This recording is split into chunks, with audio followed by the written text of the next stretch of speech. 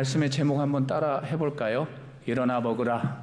네, 일어나 먹으라 라는 제목으로 하나님 말씀 나누도록 하겠습니다. 오늘 본문의 말씀은 북이스라엘의 7번째 왕이었던 아합 왕의 시절이에요. 아합 왕. 당시 아내는 시돈 사람 왕 엣바알의 딸 누구였다? 이세벨이었습니다. 독한 여인이었죠. 아주 독한 여인이었어요.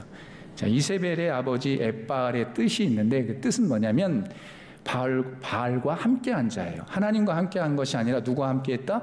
바알과 함께한 자라는 의미를 갖고 있죠. 그렇기 때문에 당연히 딸인 이세벨은 아버지가 추종했던 그 신을 따를 수밖에 없는 거잖아요. 바알 신을 향해 따라갈 수밖에 없는 거고 그 신을 향해 나아갈 수밖에 없는 거잖아요. 그로 인해서 아합과 결혼을 했고 그 과정 속에서 남자가 더 셀까요? 여성이 더 셀까요? 오늘하고 똑같아요. 별반 다를 게 없어요. 여성이 더 셌던 거죠. 여성 파워, 그렇죠? 파워. 아합이 따르고 믿어야 할 사람은 전지전능하신 하나님이었지만 밀려버린 겁니다. 밀려서 그의 아내 이세벨이 따르던 바알신을 섬기게 되었고 그렇게 강요하게 됐고 온 백성들이 바알신을 섬길 수밖에 없는 그런 상황인 거죠. 아주 영적으로 타락했던 그 시대 가운데였다는 겁니다. 그러다 보니까 하나님이 그냥 있을 수는 없잖아요. 어떻게든 살려야 되겠잖아요. 그들을 어둠의 세력에서부터 끌어내야 되겠잖아요. 그래서 누구를 불렀습니까? 엘리야를 부른 거예요. 하나님은 길르앗에 우거하는 디셉 사람 엘리야를 부르셨어요. 그리고 아합에게 가서 예언하게 하셨어요. 근데 아시겠지만 성경의 말씀을 보시면 아시겠지만 이 엘리야가 열왕기상 17장에 딱 하고 등장하거든요. 불현듯 등장해요. 준비된 분, 또 준비된 영혼으로서 딱 등장합니다. 어떤 생활, 어떤 과정에서 그런 삶을 살았는지는 알 수 없어요. 하지만 하나님 앞에 택함을 받았고 부름을 받아서 하나님의 선지자로서의 사명들을 감당하는 것이죠. 그리고 아합에게 가서 당당하게 외치는 거예요. 앞으로 수년 동안 비도 이슬도 있다 없다? 없을 거다. 없을 거다. 그렇게 얘기하죠. 그렇게 선포하는 거예요. 하나님의 말씀대로. 그런데 그 말씀대로 비도 이슬도 없어요. 몇 년 동안? 3년 또는 3년 6개월이라기도 하니까요. 그동안 없는 거죠. 비가 오지 않습니다. 그리고 하나님께서 또 말씀하시죠. 이제 비가 올 거야. 그러니까 올 거니까 가서 비 올 거라고 좀 얘기해 줘. 누구에게요?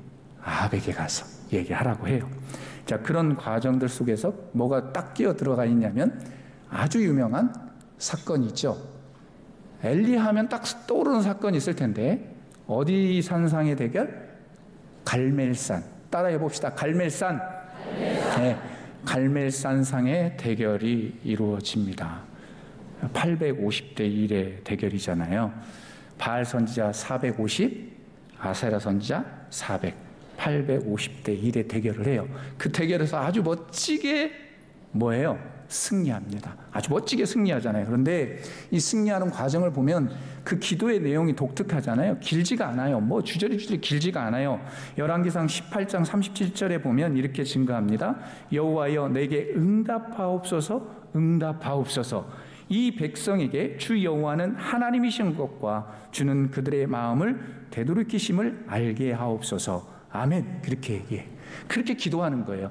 엘리야 선지자가 갈멜산상에서 기도할 때 그 기도는 장황하지 않았어요. 유창하지 않았어요. 우리처럼 뭐 3분, 5분 막 기도 쓰지도 않아도 됐어요.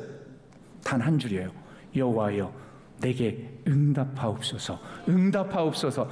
이 백성에게 주 여호와가 하나님이신 것을 나타내 보여주십시오. 하나님의 그 기도를 들으시고 하나님께서 은혜를 베푸셨고 그래서 기손시내로 그 이방 신을 섬기던 모든 이들이 내려갔을 때 그들을 따라가서 다 죽이잖아요. 죽여버리죠. 그리고 나서 하나님 말씀대로 손바닥만한 구름이 저쪽에서 오니 뭐가 내려요? 비가 내리더라. 그렇죠? 하나님의 말씀대로 비가 내립니다. 비가 내려요.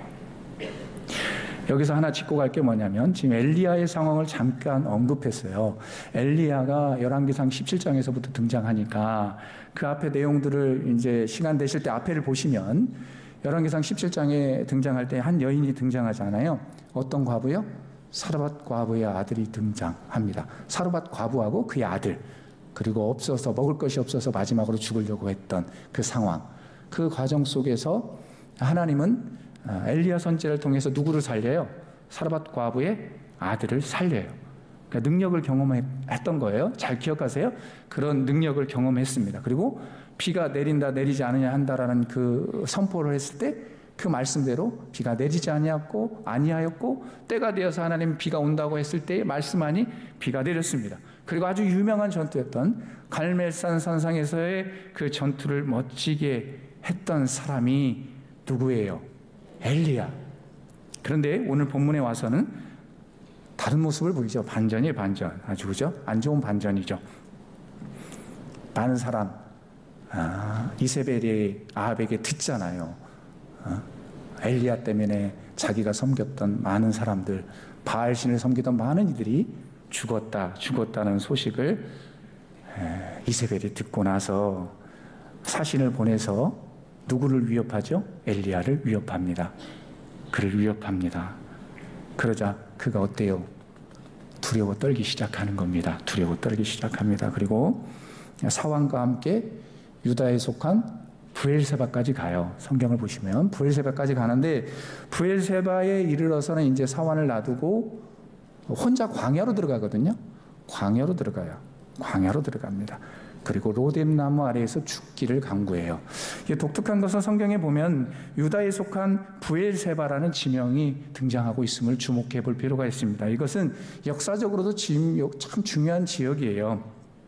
창세기 21장에 보면 아브라함이 블레셋 왕 아비멜렉하고 그 언약을 맺거든요. 언약을 맺을 때 이게 브엘세바에서 맹세의 우물이다라는 그 뜻으로 그쪽에서 이제 언약을 맺거든요. 그리고 잘 아는 것처럼 우리가 계속 부목사님들이 창세기의 말씀을 상고하는데 이 창세기의 말씀도 쭉 보시면 야곱이 도망쳤을 때 어디서 도망치냐면 브엘세바에서 도망치는 거예요.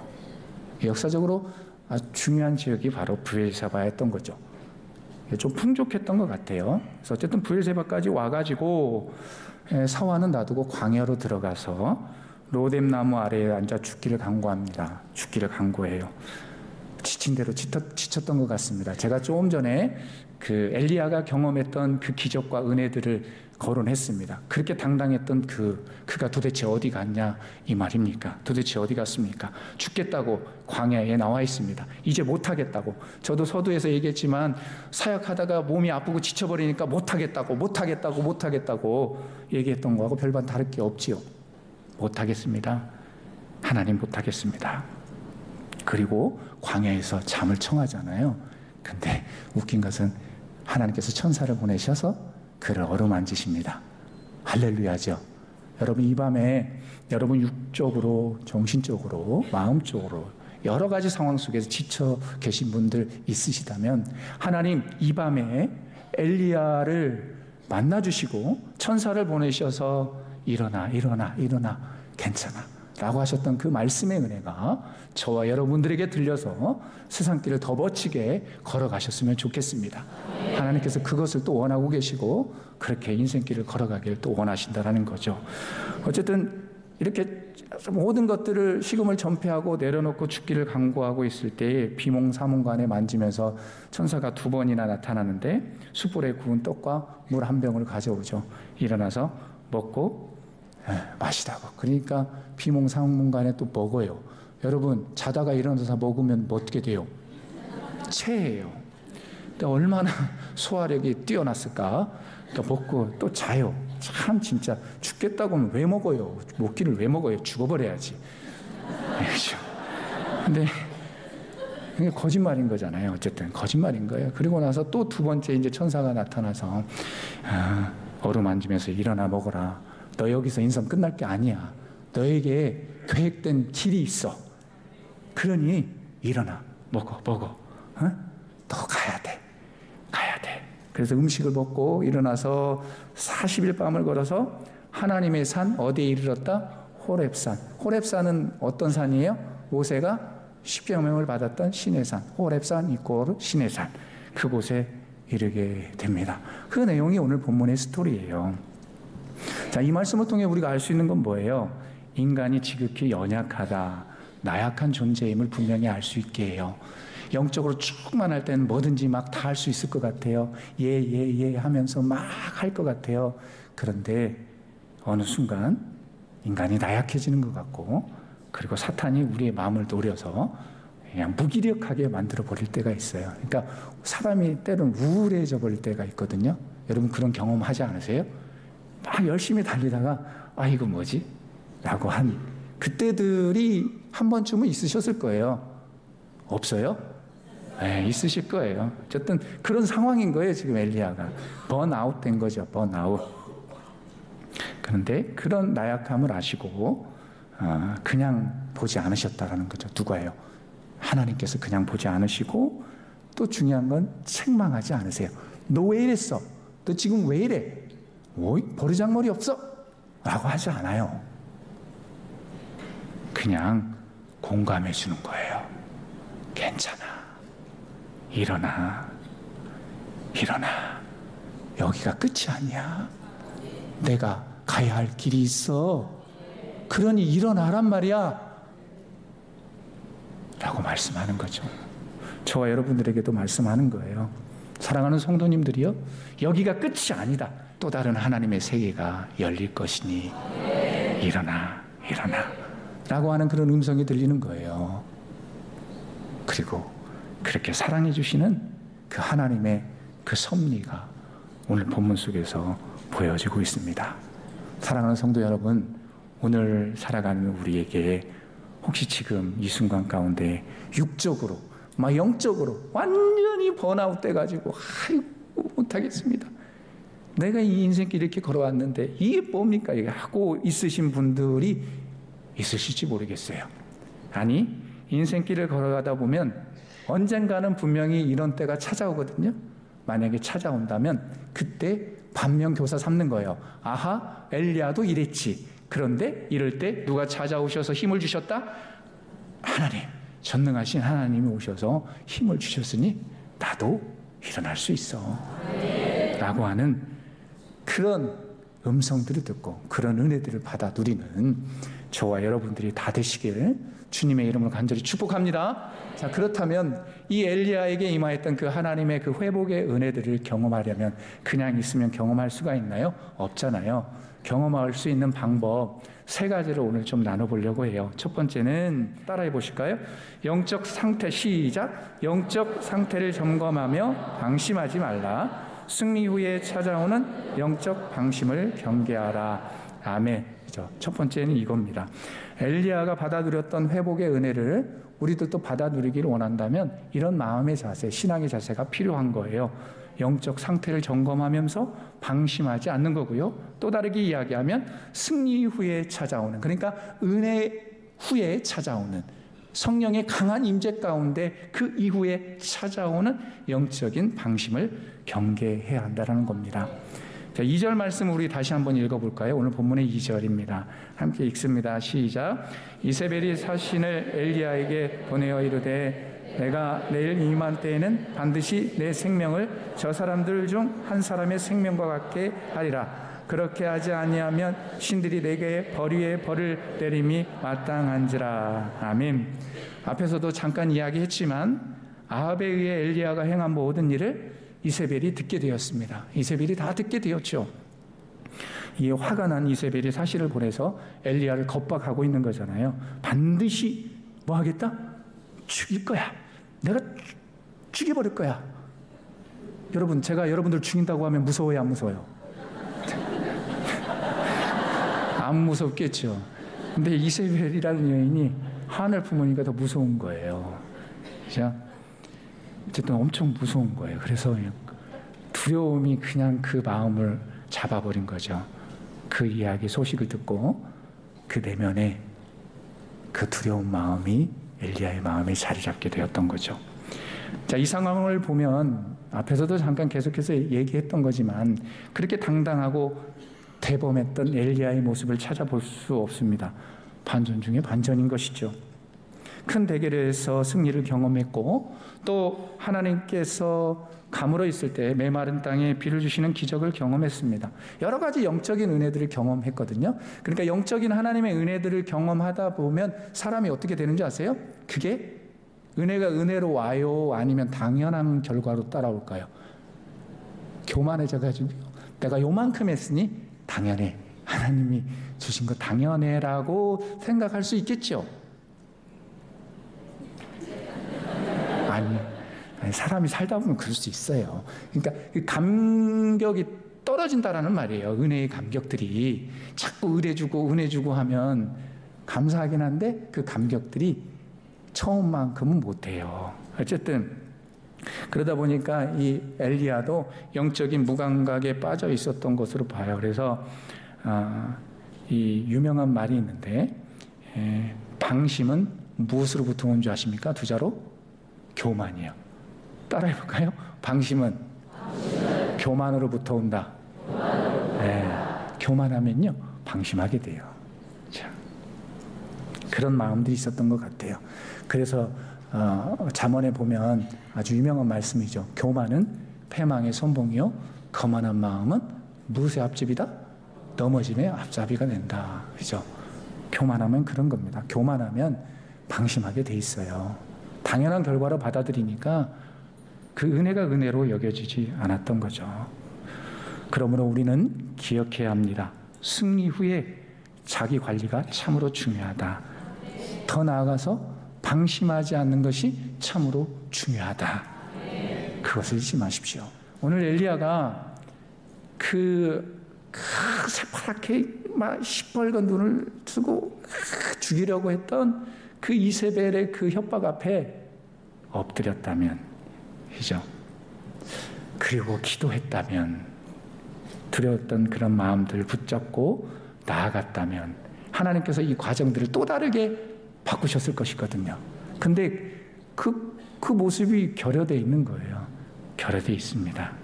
너무나도 번아웃, 그리고 몰라요. 우울의 영이 찾아왔을 수도 있어요. 그 알 수 없지만.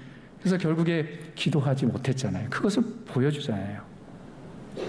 그 문제의 발단은 사실 여기에 있었던 거거든요. 여기에 있었습니다. 그가 기도했다면, 그가 하나님 앞에 엎드렸다면 하나님은 또 다른 반전의 은혜를 경험하게 하셨을 거예요. 그렇게 수많은 은혜들을 경험했던 그가 그걸 그냥 놓쳐버린 거예요. 놓쳐버린 거.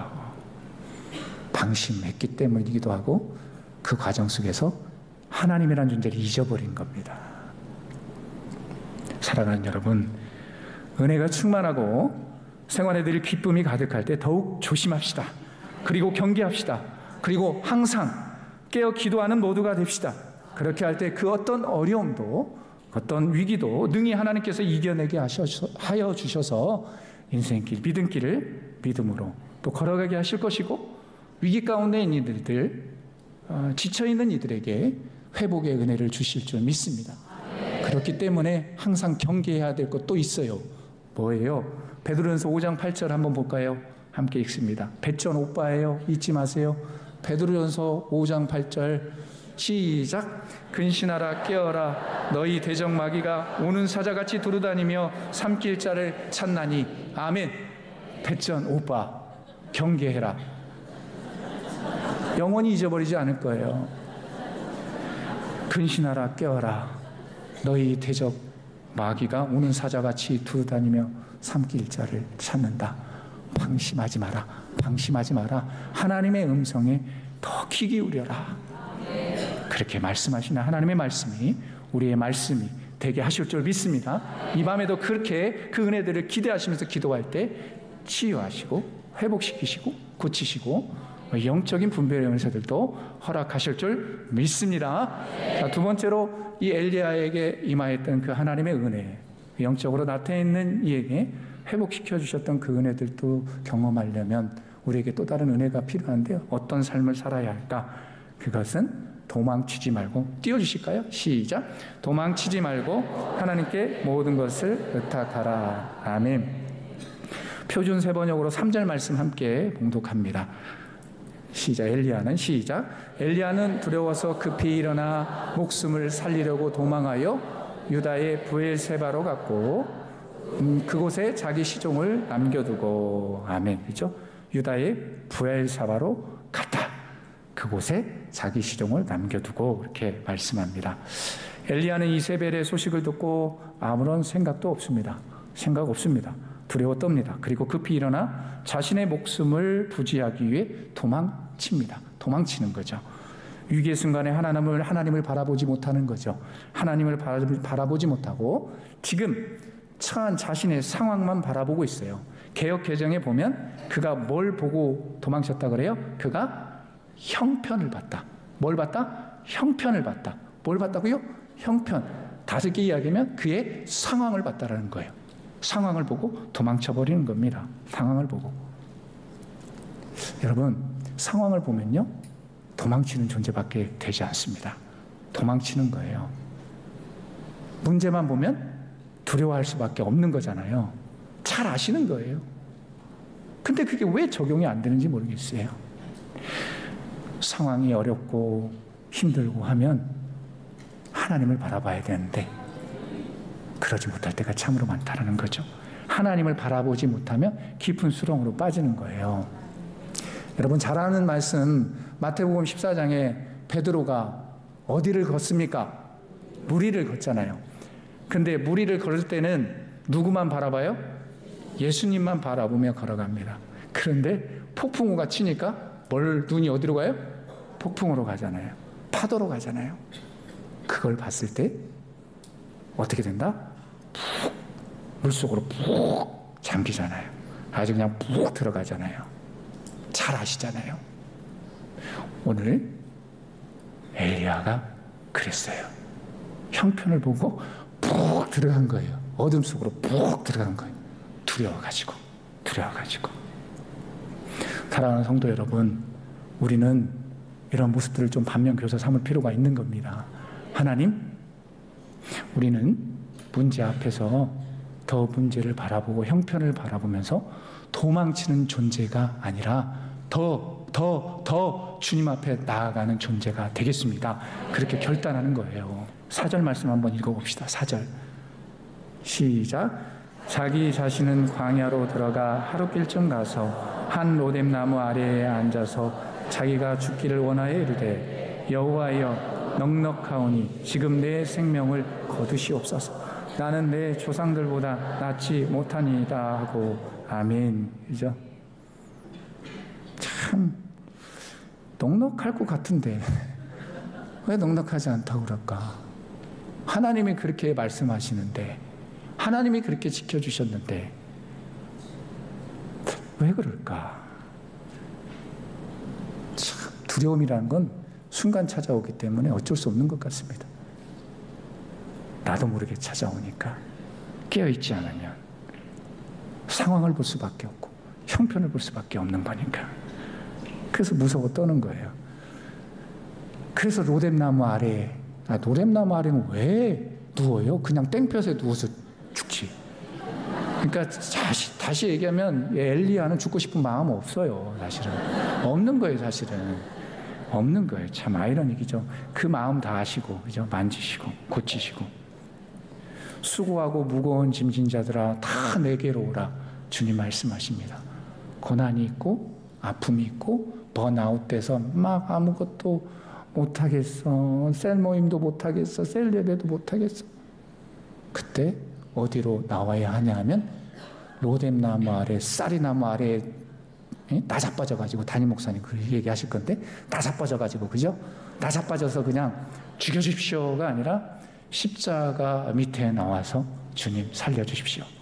주님 살려주십시오. 라고 부르짖을 때에 살려주실 거예요.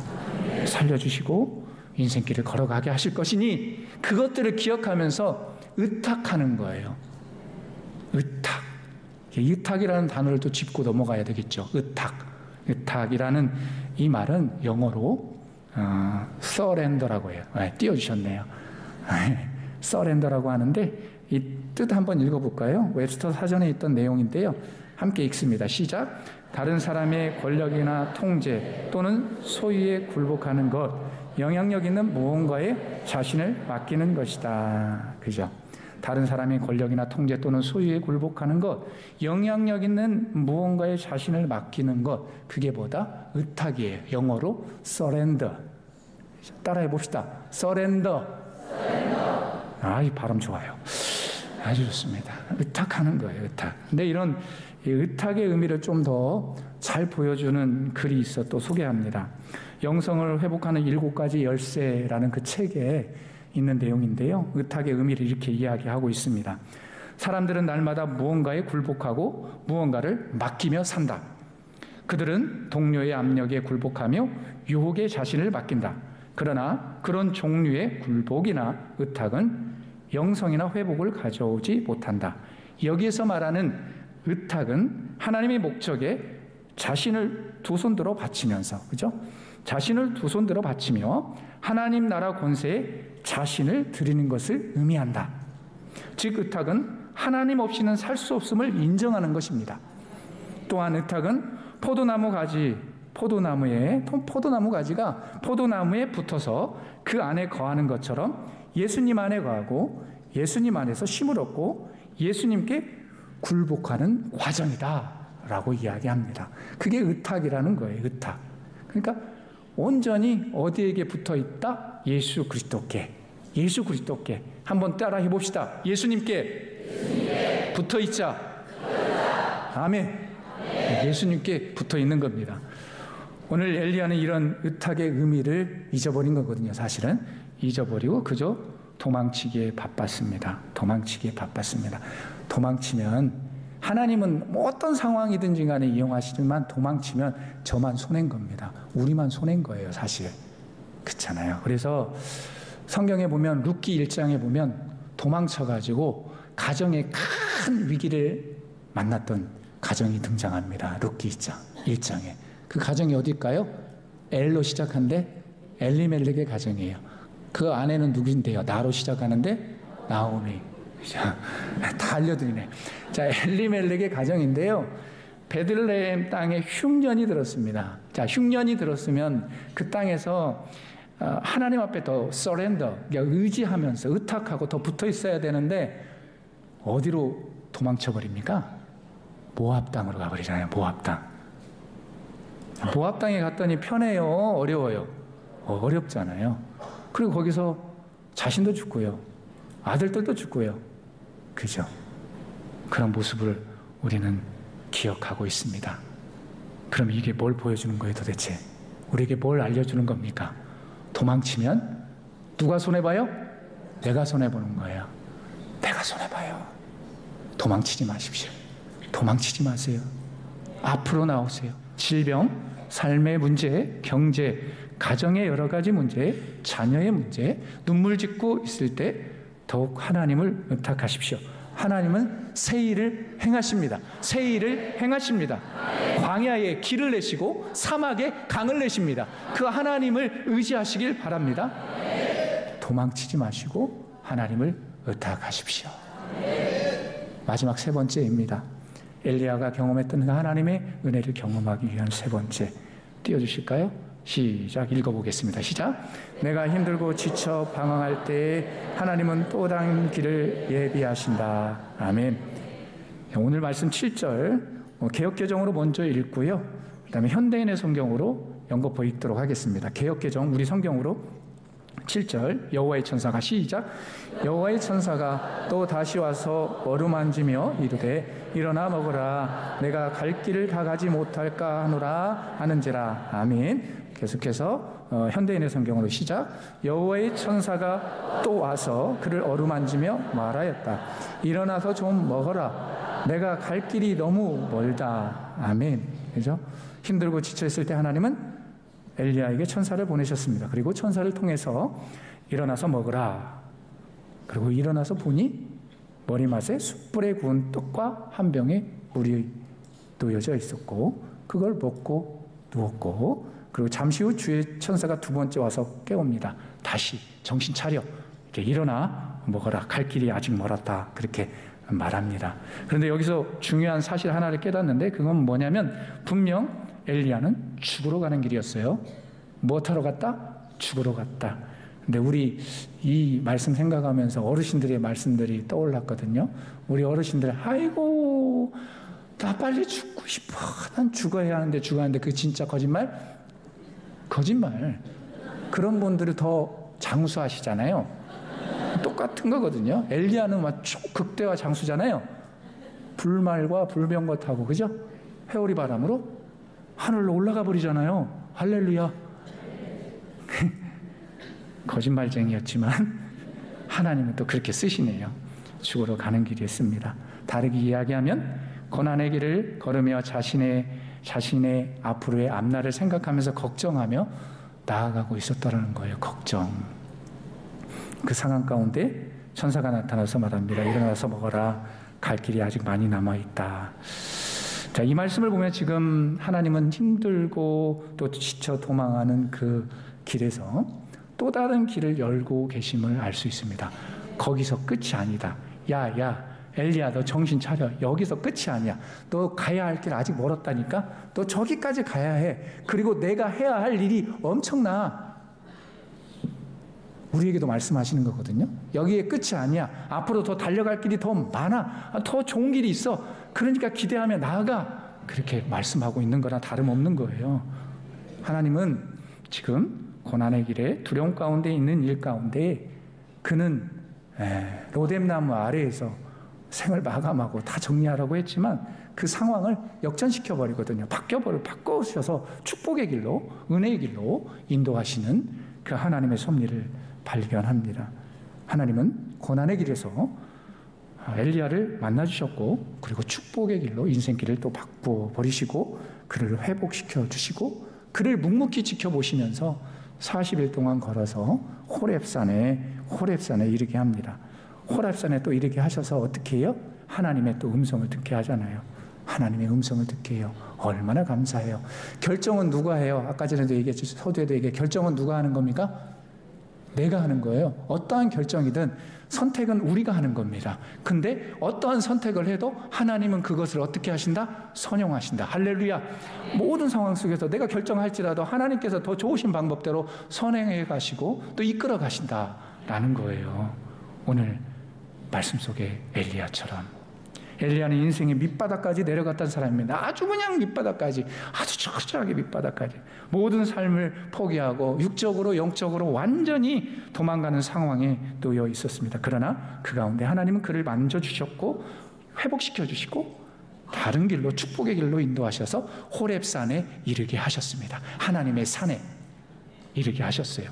두려움 가운데 있는 엘리야에게. 마치요 이 모습을 보면 뭘 떠오르게 하냐면 요한복음 21장에 보면 예수님께서 돌아가시고 나니까 제자들이 다 흩어져 버리잖아요. 겁먹어가지고. 그죠? 일상으로 돌아가서 어부의 일들 하잖아요. 하다가 예수님께서 나타나셨고, 그리고 예수님께서 두려워하고 떠는 그들에게 또 다른 길로 인생길을 인도하시잖아요. 겁쟁이여서 도망쳤던 그 인생이 그냥 어부로의 삶을 일상으로 돌아갔던 그들을 주님께서 불러주셨어요. 요한복음 21장 보면 그래요. 상황이 보면 힘들고 지쳐서 그들이 선택한 길은 어디냐면 그냥 일상이에요. 근데 그 일상에서 하나님은 또 예수님은 그들을 불러주셨다니까요. 불러주셔서 또 조반을 차려주시네요. 기억하시죠? 부활하셨던 주님이 오셔서 조반을 차려주시는 거예요. 일어나 먹으라는 거예요. 제자들에게 먹어서 너네 지금 여기서 하고 끝낼 것이 아니라 오직 성령이 임하시면 너희가 권능을 받고 예루살렘과 온 유대와 사마리아와 땅끝까지 이르러 내 증인이 되리라고 했던 사도행전의 1장의 8절의 그 말씀들을 이루기 위한 전초 작업을 한 거예요. 누가요? 예수님이 한 거예요. 예수님이 하신 거라니까요. 그러니까 그들이 도망치는 삶 그리고 그것을 선택해서 그 길을 선택했지만 하나님은 그 길 속에서 만나주셨고 이끌어주셨고 더 선한 길로 이끌어 가셨다라는 겁니다. 저와 여러분의 삶도 마찬가지인 것 같습니다.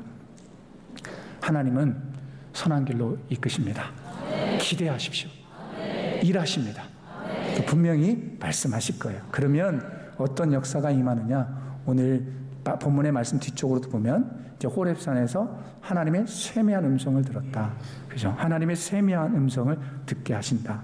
그러니까 영적으로 여러 가지 지치고 힘든 상황 속에서 하나님께서 말씀하시는 거예요. 말씀을 통해서 말씀하시기도 하겠고, 강한 성령의 역사로서 내면 속에서 어떤 울림이 있을 수도 있어요.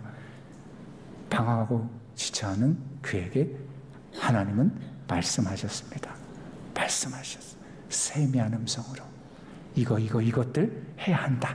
너에게 있는 임무와 미션이 있다. 우리에게도 임무와 미션이 있다. 그건 뭐냐면 우리에게 있는 믿지 않는 이들에게, 믿지 않는 가족들에게 복음을 전해야 한다.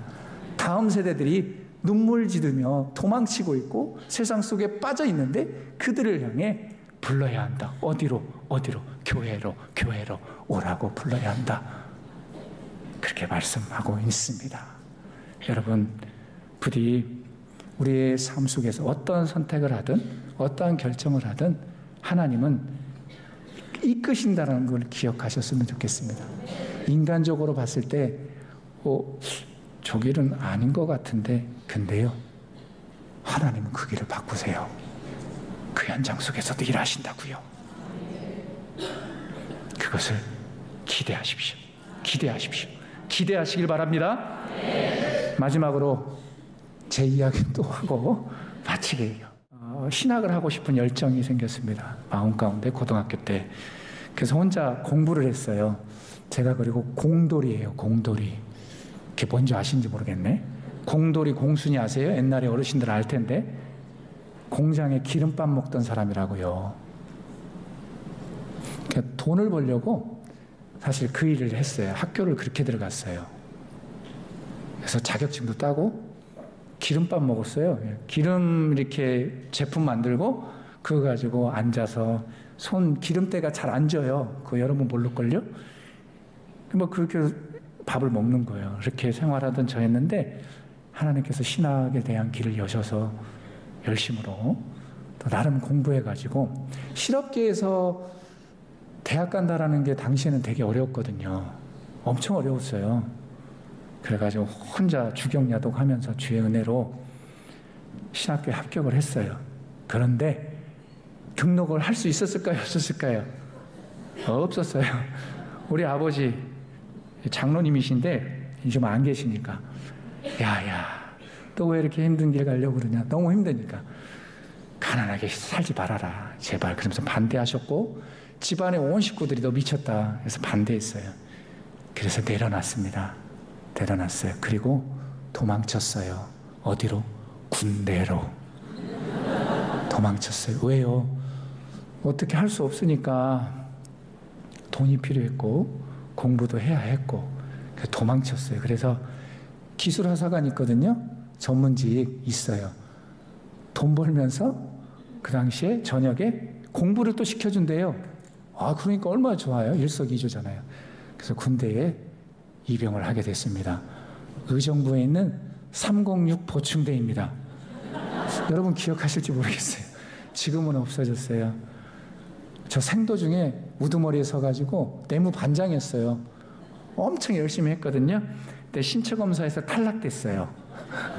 왜 탈락됐냐면 제가 좀 몸이 부실하기도 했거든요. 그래서 이제 혈액검사에 이상 소견이 나와가지고 이제 군의관이 빠꾸 돌아가라 해버린 거거든요.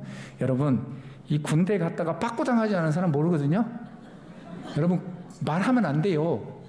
괴로워요. 얼마나 괴로운지 몰라요. 근데 저는 시골 태생이니까 제 농부의 아들이고 시골 태생이니까 지금 머릿속에도 시골에 저희 집, 옆집, 그 옆집 지금 윗뜸 아랫뜸 무슨 집이 있는지 머릿속에 그려져요. 그럴 정도니 집에 누구 아들이다 다 알죠. 군대 갔다 돌아왔더니 왜 왔어? 왜 왔어? 세상 말로 창피한 거예요. 엄청 창피해가지고 어디론가 들어가고 싶어요. 그러니까 혹시나 누가 군대 갔다 오면 묻지도 마세요. 절대 묻지 마세요. 어쨌든 너무 창피한 거예요. 창피해요. 어떻게 할지 몰라. 근데 나는 공부는 하고 싶고 하나님 어떻게 합니까? 하나님 어떻게 합니까? 하다가 목사님께 목사님 이만저만해서 제가 답답해요. 하나님께 또 신학을 하고 싶어서 신학교로 가게 됐는데 하나님 어떻게 해요? 목사님 답답해. 그랬더니 알려주는 거예요. 저기 기도만 할 수 있는 기도원이 전주의 어느 산자락 완주 쪽에 있대요. 그러니까 김제에서 완주까지 가려면 가방을 메고 버스를 타고 어떻게 가야 되는데 제가 어떻게 갔는지를 모르겠어요. 갔는데 가서 3일 금식을 했습니다. 3일 금식하고 산기도도 하면서 산기도할 때 바보처럼 어디에 올라갔냐면 돌 위에 올라가서 무릎 꿇고 기도를 했습니다. 그때만 해도 그러니 오래 기도할 수가 있어요? 없어요. 너무 아파요. 무릎 꿇고 기도하는 너무 아파서 하나님 너무 아파요. 너무 아픈 거잖아요. 그래서 이제 금식하고 기도하다가 밤에도 올라가서 그 무릎 꿇고 기도 하나님 너무 아파요. 바람이 슉 불기도 하고 하나님 두렵습니다. 왜 응답하시지 않습니까? 3일 마치고 하산을 해가지고 기도원 원장님한테 상담을 했어요. 원장님 이만저만해서 제가 신학교 합격할 때 사실 하나님께서 저에게 사인을 주셨거든요. 집에서 저기 교회까지 갈 때 겨울에 눈길을 걸어서 논길 아세요? 시골 말로 논두둑이라고 그래요? 논두둑, 밭두둑, 논두둑 뭐 이렇게 그냥 시골의 언어입니다. 걸어서 가야 하는데 하나님께서 정호야 그런 있잖아 마음의 감동이 있잖아요. 합격했다 그렇게 해서 사실 신학교 시험 쳐서 합격했다 그 음성을 들었거든요. 그러니 가야 되는 거예요? 안 가야 되는 거예요? 가야 되는 건데 딱 내려놓게 됐으니 그런 과정들도 좀 원장님한테 상담하면서 이야기를 했더니 그러시냐고. 근데 하나님 그 3일 동안 금식하는데 배만 고프고 응답도 안 주시고 다 답답해 미치겠다고 그러니까 말씀을 한 구절 주시더라고요. 빌립보서 2장 13절 이 말씀이에요. 함께 읽습니다. 시작. 너희 안에서 행하시는 이는 하나님이시니 자기의 기쁘신 뜻을 위하여 너희에게 소원을 두고 행하게 하시나니. 아멘. 이 말씀이에요. 여기서 핵심 포인트가 어딘 줄 아세요? 언더라인을 쳐주셨네요. 와, 저는 저렇게 안 드렸는데 감사합니다. 저거 핵심이거든요. 하나님이시니 자기의 기쁘신 뜻을 위하여. 이 자기는 누구예요? 하나님이에요. 그러니까요, 여러분 우리 안에 막 소원이 있다고 그게 다 하나님의 뜻이 아니에요. 아멘? 아니, 그거 잘 분별을 잘 하셔야 돼요. 자기의 기쁘신 뜻, 그러니까 하나님의 뜻, 다시 이야기하면 하나님의 마음과 부합돼야 된다라는 말이에요. 그럴 때에 하나님이 일하신다라는 거죠. 그러니까 어쨌든 이 말씀을 주신 거예요. 그렇지. 그리고 이제 하산에서 내려왔던 그런 기억이 있습니다. 여러분, 하나님은 자판기가 아니에요. 그리고 알라딘에 보면 램프 있죠. 램프에 등장하는 그 진이 아니에요. 요술 램프, 그죠? 근데 우리는 그렇게 생각할 때가 많다라는 거죠. 여러분, 잊지 마십시오. 하나님은 자기의 기쁘신 뜻을 위하여 너희에게 소원을 두고 행하게 하신다. 그리고 고통과 어려움 속에 있을지라도 어떤 선택을 할지라도 그 상황 속에서 또 다른 길을 여신다. 그거를 제가 말씀드리고 싶어서 장황하게 제 간증을 이야기한 겁니다. 하나님은 내가 A를 선택하든 B를 선택하든 그 현장 속에서 계속해서 옆에서 불꽃 같은 눈동자로 지켜보호하고 계신다. 그것들을 잊지 않는 저와 여러분들 다 되셨으면 좋겠습니다. 그걸 기억할 때 영적인 그 어려움 가운데서도 일어날 수 있는 거고 회복시켜 주시는 그런 은혜도 경험하게 된다는 거죠. 사랑하는 성도 여러분, 오늘 본문의 엘리야처럼 혹 지치고 힘드십니까? 누군가에게 말할 수 없어서 고민이 있어서 눈물을 흘리고 계신 분들 계십니까? 그래서 누군가 왜 자신이 죽을 것 같고 막 왠지 막 답답해 하는 그런 분들 계십니까? 그렇다면 두려워하지 마십시오. 오늘 주신 말씀처럼 하나님께서 주실 회복의 은혜를 기억하시면서 방심하지 않고 깨어서 기도합시다. 더욱더 하나님 앞에 의탁합시다. 그리고 있는 내 현장 속의 일이 어떠하든지 이 현장 속에서 일하실 것을 기대합시다. 하나님께서 이끄실 겁니다. 선하게 이끄실 겁니다. 일어나 먹으라, 일어나 먹으라. 그 말씀이 저와 여러분의 말씀으로 들리게 될 줄 믿습니다.